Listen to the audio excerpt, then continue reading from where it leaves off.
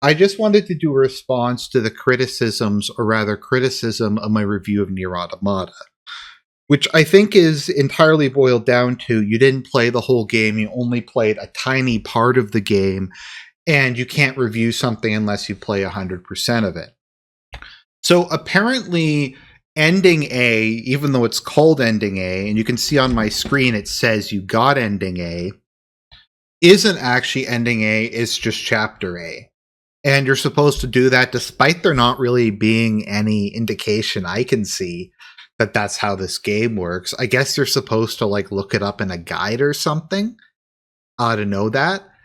And people say, well, Argent, it starts you in New Game Plus, but there's a lot of games I played that have New Game Plus, like a lot of the Castlevania games, and New Game Plus is basically just the same game in a lot of them. But like in Circle of the Moon, there's fighter mode, magician mode, shooter mode.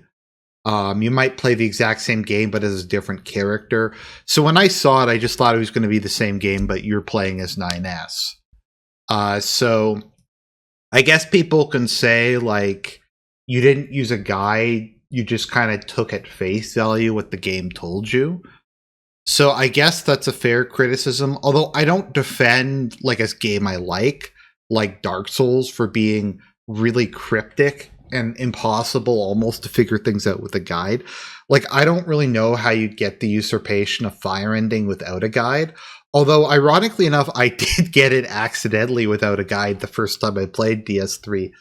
But, like, deliberately trying to get it without using a guide to tell you what to do. And I don't know how someone would, like, figure out that you have to go fight Sif to get the Covenant of Artorias to go and fight the Four Kings. Like, that just seems very, very cryptic to me. Or how to unlock DLCs or things like that. So I don't defend it there. But if people want to say, well, you only beat part 1, you should have known that the game was lying to you and that there's other parts. Okay, fair enough, I guess. So, well, there's part 1 to that. So then part 2 is, the question is completing ending A or chapter A enough to review the game? So what I've seen people say is that only beating chapter A is the equivalent to beating the first 2 missions in Call of Duty, or like playing 5 minutes of something. And I'm going to have to like strongly disagree with that. So the first time I played the game, it took me about 20 hours to get ending A. And the second time, it took me about 16 and a half hours. Now, I know a lot of people can beat it in like 10 or 12 or whatever. I'm not really that fast at video games, and I did side quests, which I'm sure people should like that I did, because I'm supposed to play more of the game.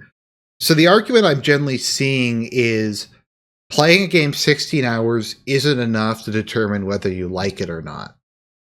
Which I just really strongly disagree with. So I was just thinking like other things that you put 16 hours into. So like that would be enough to watch probably the first 2 seasons of Game of Thrones. So the argument I'm seeing is, if you watch the first 2 seasons of Game of Thrones, that's not enough to review the show. That's not enough to even determine whether you like something or not. You cannot say anything about Game of Thrones unless you watched all 8 seasons. I guess that was true even back. So like when people watched season 1 and that was the only season, and they reviewed it, they shouldn't have been allowed to review it. So like it's not as if I didn't give the game, in my opinion, a chance. I gave it longer than a lot of games are. And the fact that there happened to be like more of it, I don't really get how that is a determination. Like it's an unreasonable standard. It's like, okay, well, the first 16 hours are bad, but after that it gets really good. Like that's just not a reasonable thing to expect. And I'm very tolerant, I try to be. I get that there's always a tutorial, and the tutorial levels are normally bad, and they can last quite a while. But once you get into the real meat and potatoes of the game, you'd expect it to be able, like, you'd be able to tell. Like, I like Persona, and the Persona games all have extremely long tutorial levels that go on for hours. But you're well into, like, the second or third dungeon by the time you put 16 hours into the game. And I think you have a pretty clear idea by that point. Do you like the gameplay? Do you like the social link? Stuff like that. Now, obviously, games can get better or they can introduce new stuff, but I think that's more than enough time to get the basics of it. Unless we're saying Nier Automata is like Europa Universalis 4, or it's like a paradox strategy game in beat 'em up form, I don't really get how that's like a legitimate argument. Like, I was trying to think of some examples. Okay, so that would be like saying you're playing Ocarina of Time and you beat all the kid dungeons and you hate every aspect of the game, and that's not giving it a fair shake. Now, granted, I think the adult half of the game is better, but I'm not going to tell someone who got through it and who hates the gameplay mechanics that they didn't give it a fair try. In the case of something like Twilight Princess, which I admit has an extremely long and tedious tutorial level, that would be like saying, okay, so you get the pieces of the Fused Shadows and you go to confront Ganondorf, and then, or Xanth, I guess, at that point. And then when you go to get the pieces, before you go to get the pieces of the Mirror of Twilight, and you've played all that, and you don't like the game, and you don't like any aspect of it, and then saying that's not giving it a fair shake. That would also be like you're playing Command and Conquer, and you beat one of the campaigns, like the Nodder GDI campaign, and you don't like the game, and saying that's not really giving it a try. I guess it's slightly different in the context of an RTS, because you might not like Nod or GDI's playstyle. So you could probably try one campaign or the other, but if you absolutely hate it, it's not as if you feel like, oh, this could be made better, or I would prefer it if it was like this, but you don't like basically any aspect of it. I don't really get how playing through the entirety of the other campaign could change your mind. Also, the idea that that's not long enough to get to understand the story. I mean, that's, once again, I think you're asking a lot of someone. Let's take Evangelion, which is exceedingly opaque. Evangelion's 26 episodes, and they're less than half an hour each. So that would be 12 hours to watch the series. And then if you watch, I'm gonna take out Death and Rebirth because it's terrible. To watch End to Evangelion, and Evangelion would probably be about 14 to 16 hours. And that would be saying, okay, you watch that, but that's not enough to determine whether you like the series or not. You have to watch it another 3 or 4 times. And sure, some things get better if you watch them more times. Some things are better if you read them more than once.